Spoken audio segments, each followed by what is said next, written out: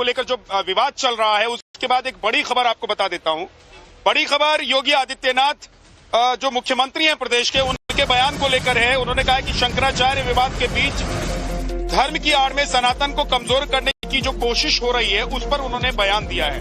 उन्होंने कहा कि धर्म की आड़ में सनातन को कमजोर करने की कोशिश हो रही है। बहुत कालनेमी जो सनातन को बदनाम करने की कोशिश कर रहे हैं, बहुत से ऐसे कालनेमी हैं। योगी आदित्यनाथ कह रहे हैं सन्यासी के लिए धर्म देश से बड़ा है, धर्म और देश से बड़ा कुछ भी नहीं है। वो ये कह रहे हैं कि एक सन्यासी जो होता है उसके लिए सब कुछ देश होता है, धर्म होता है, उससे बड़ा कुछ नहीं होता है।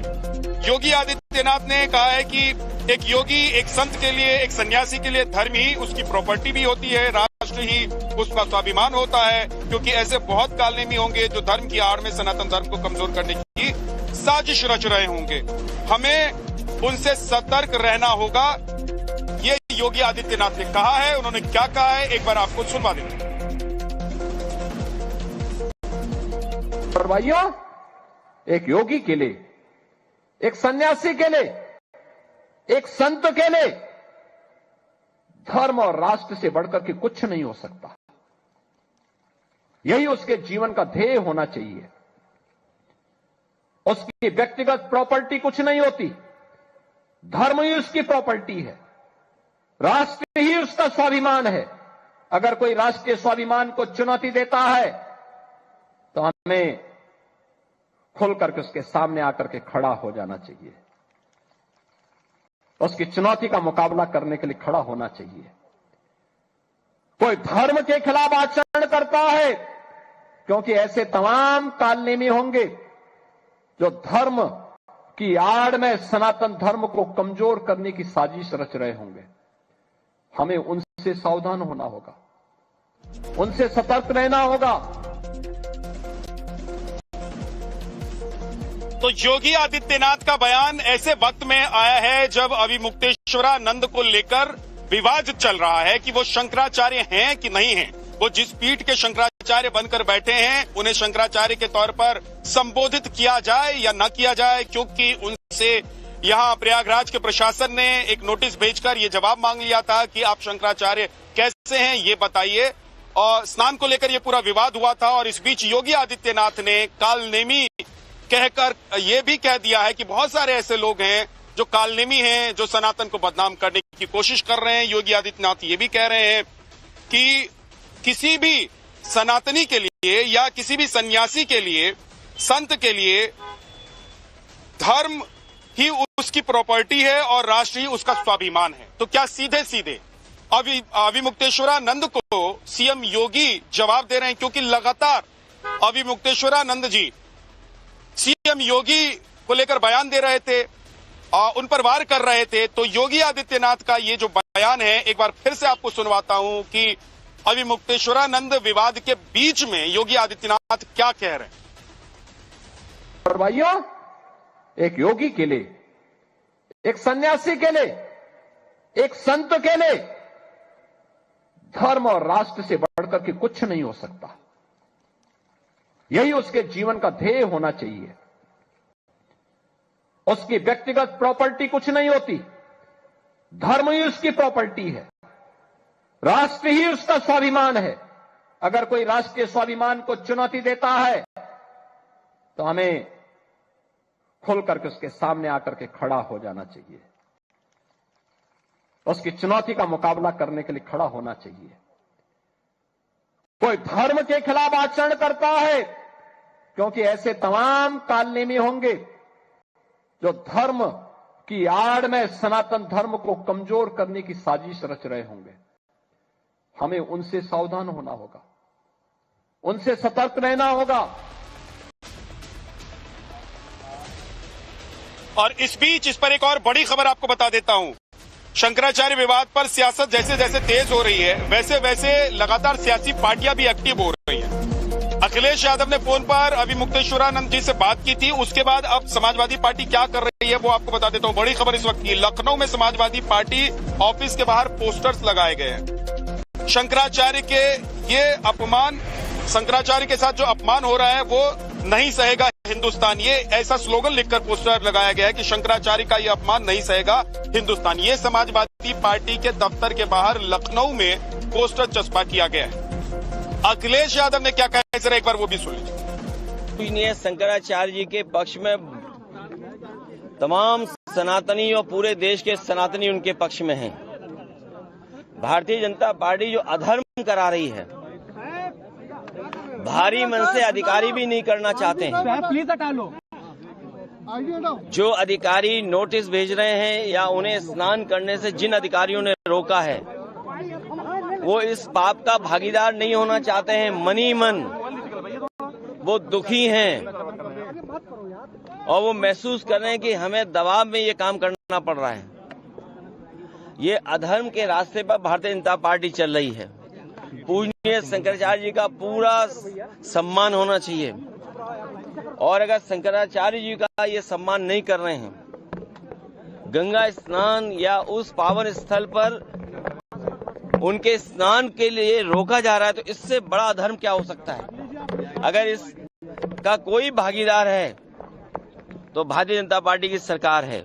और अब तो भारतीय जनता पार्टी के कार्यकर्ता भी, नेता भी कह रहे हैं कि यह अधर्म आखिरकार सरकार क्यों कर रही है और क्यों करना चाहती है।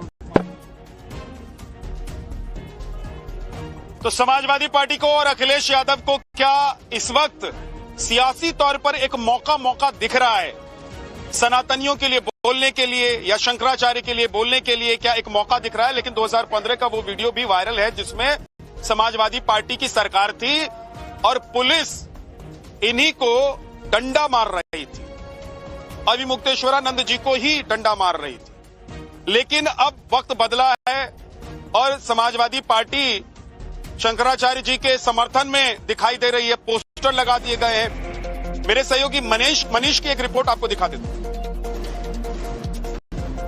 प्रयागराज में संघर्ष जारी है। एक तरफ स्वामी अभिमुक्तेश्वरानंद हैं, दूसरी तरफ प्रयागराज मेला प्राधिकरण है। आज दूसरा नोटिस थमाया गया जिसका जवाब भी स्वामी अभिमुक्तेश्वरानंद ने तैयार कर लिया है।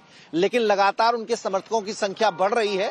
समाजवादी पार्टी खुलकर शंकराचार्य के समर्थन में है। एक पोस्टर समाजवादी पार्टी के बाहर आशुतोष सिंह, जो कि पूर्व प्रदेश सचिव हैं युवजन सभा के, उन्होंने लगाया है जिसमें लिखा है कि शंकराचार्य का अपमान नहीं सहेगा हिंदुस्तान। जो भगवा पार्टी की खिलाफत किया करते थे, आज वही भगवा के पक्ष में यहां पर दिखाई दे रहे हैं। शंकराचार्य के समर्थन में ये पोस्टर लगाया गया है। अखिलेश यादव भी कह रहे हैं कि शंकराचार्य का अपमान किया जा रहा है। समाजवादी पार्टी के सभी नेताओं के बयानों में इस अपमान पर चिंता जताई गई है और साथ ही बीजेपी पर निशाना साधा गया है कि जो लोग सनातन की बात करते हैं, जो हिंदू धर्म की बात करते हैं, वो लोग हिंदू विरोधी हैं और शंकराचार्य के अपमान करके यही संदेश देने की कोशिश की जा रही है। तो अब पोस्टर वार भी लखनऊ में दिखाई दे रही है। प्रयागराज में अभी तक स्वामी अभिमुक्तेश्वरानंद का जो धरना है वो चल रहा है। समाजवादी पार्टी के नेताओं का आना जाना शुरू है। कांग्रेस के नेता भी मुलाकात करके उन्हें अपना समर्थन दे रहे हैं। तो एक तरफ समर्थन है तो दूसरी तरफ विरोध भी देखने को मिल रहा है। रामभद्राचार्य विरोध में आ गए हैं।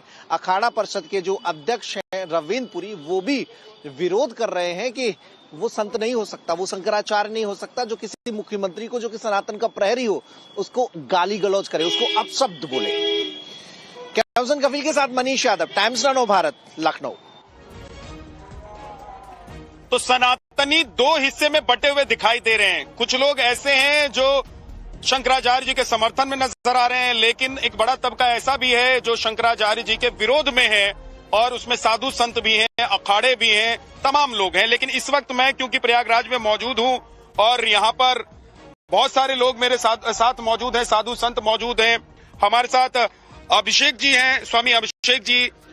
अभी जो पूरा अभिषेक ब्रह्मचारी जी, स्वामी जी, जो पूरा विवाद चल रहा है, इस विवाद में आप लोगों को क्या लग रहा है कि शंकराचार्य जी ठीक हैं? आप लोग उनको शंकराचार्य जी मानते हैं कि नहीं मानते हैं, या फिर प्रशासन ने गलती की है?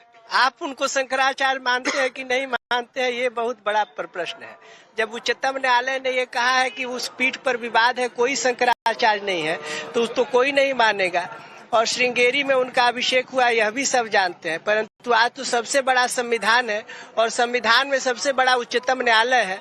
जब उच्चतम न्यायालय और उच्च न्यायालय कह रहा है कि वह पीठ विवादित है, उस पर कोई शंकराचार्य नहीं रहे, तो आपका संबोधन भी शंकराचार्य के रूप में। योगी जी कह रहे हैं कि बहुत सारे ऐसे कालनेमी हैं जो सनातन को बदनाम करने की कोशिश कर रहे हैं। तो योगी जी गलत कहाँ कर रहे हैं और योगी जी किसी का नाम कौन ले रहे हैं? अगर उस श्रेणी में कोई भी व्यक्ति आता है कि अगर काल नेमी है तो सही कह रहे हैं कि सनातन देश राष्ट्र के विपरीत कोई भी व्यक्ति काम करता है तो निश्चित रूप से वह निंदनीय हो, चाहे हम हो और चाहे आप हो। आप लोगों को लग रहा है कि अभिमुक्तेश्वरानंद जी ने गलत कार्य किया है?